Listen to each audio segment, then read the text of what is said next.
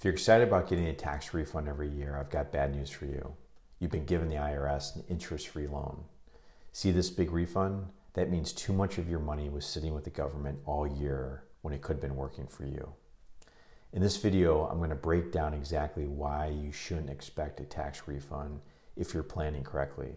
I'll show you real tax return examples and explain how W-2 withholding, investment income, and other earnings impact what you owe or what you get back. The goal isn't a big refund or a big tax bill. It's to get to as close to zero as possible. That way, you keep more of your money throughout the year instead of waiting for the IRS to give it back. Let's get into it. All right, so here's a tax return for 2024, and these are all kind of made up numbers, but the point of this is to kind of show you how all this kind of works.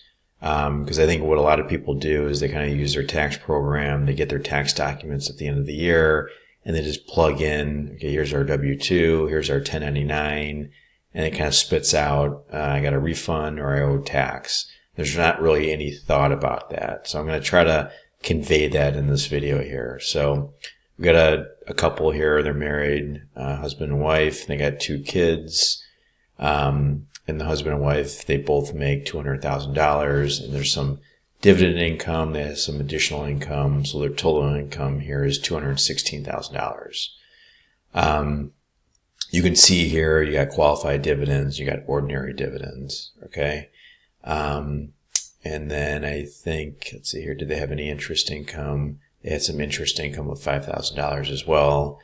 So we get down to total taxable income of $185,000. The tax on that is $30,000. They have 2 children, so there's the child tax credit. They qualify for that.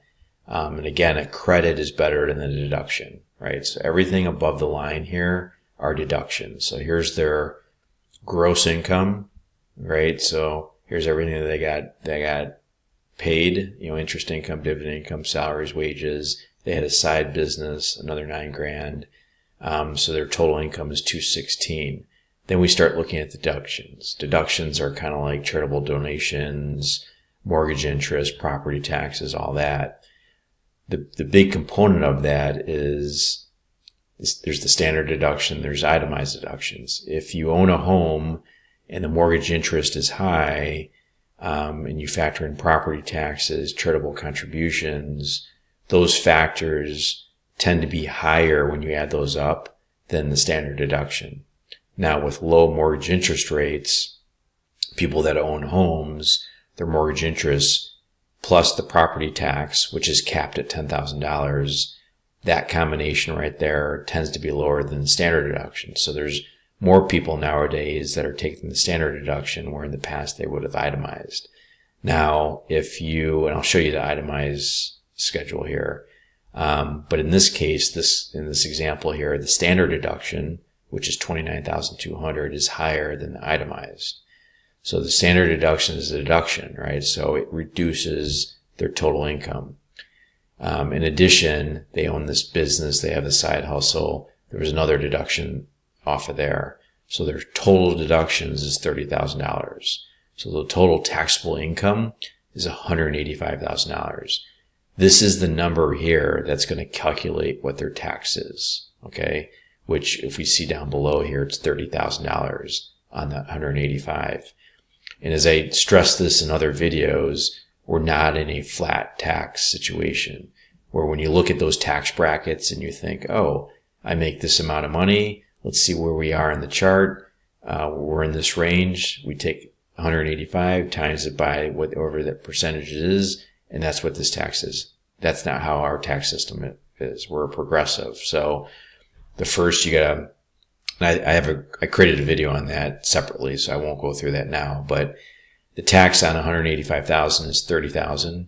They have 2 kids. They qualify for the tax credit. So the tax credits are better than deductions because the credits reduces the tax that they owe.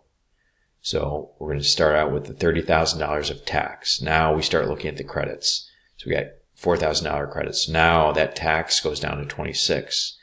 But then there's this other tax we have to add in, and this is self-employment tax. And that's calculated based on this other income that they have here. So we add that back. So their total tax that they owe here is $27,000. Now we look in what payments do they make during the year. And for a lot of people that are W-2 employees, there's taxes withheld from your W-2s, right? And your employer is paying that tax for you. You're not paying it when you get paid from your employer. It's net of tax, okay? So you got to think about all this. And this is a big trap that a lot of people get caught into because they get their paychecks and they don't think about the tax that's being withheld. They don't factor in retirement plans. They don't factor in, HSA contributions. They don't factor in all that. They don't think about it. They just get a net check, and then they see their W-2 at the end of the year, and they say, "Oh, I paid $40,000 of taxes during the year." Well, if you look at this example here, both of them combined paid $40,000 of taxes. So now they get this big refund. And for a lot of people, they're like, oh, they're all excited. At the end of the year, 12 months go by and they get this big refund. But that shouldn't have happened. And why that shouldn't have happened is every paycheck that they've gotten during the whole year was a lot less than what it should have been. If they would have planned accordingly, they should have monitored their paychecks. They should have adjusted what's called a W-4 form. And that's just one mechanism here. So if we look at their W-2s, you can see here, so we're that 40,000. We'll go through Ferris's first here. So his comp was 100,000 and he had $25,000 of taxes withheld.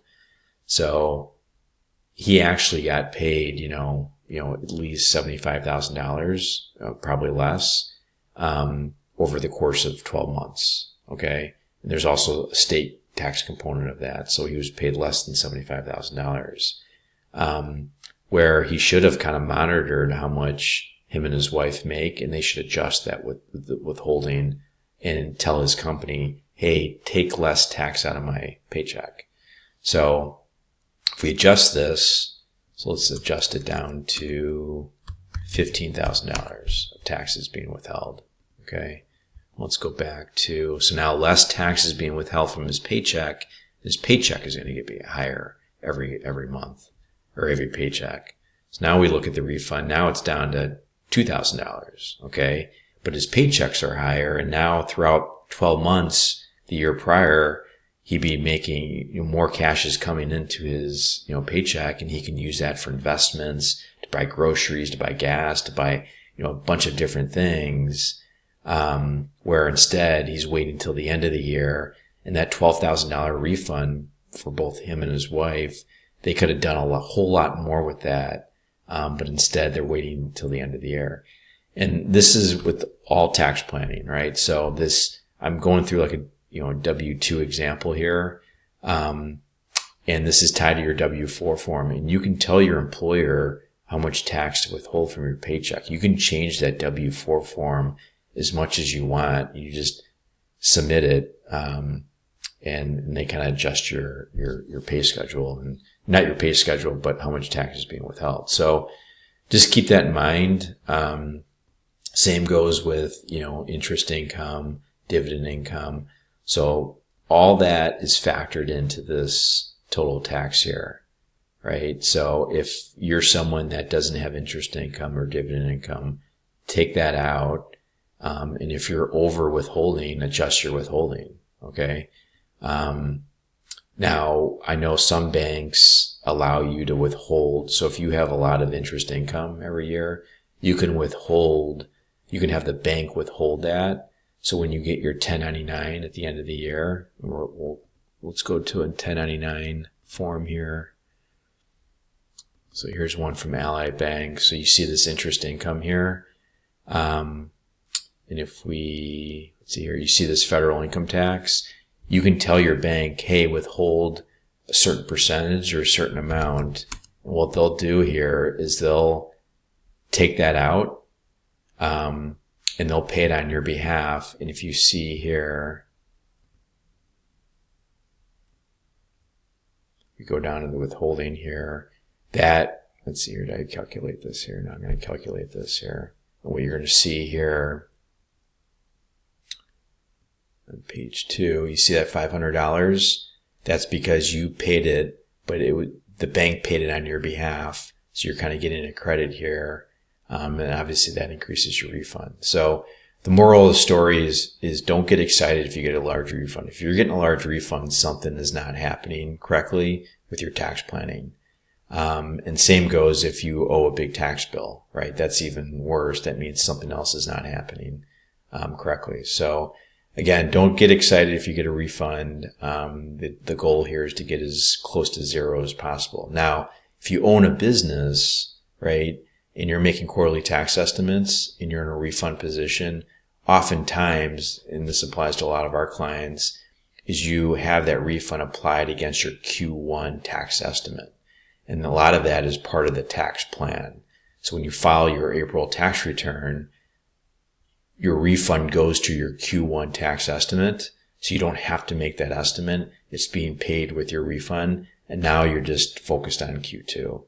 And we have a lot of clients that own a business, or they have a lot of investments, and that's what we do. Instead of making that payment, you're using that refund toward that Q1 payment. Hopefully this video helps. I know it's a little bit long here, but the key here is planning and don't get caught up on the tax refund. Thanks for watching.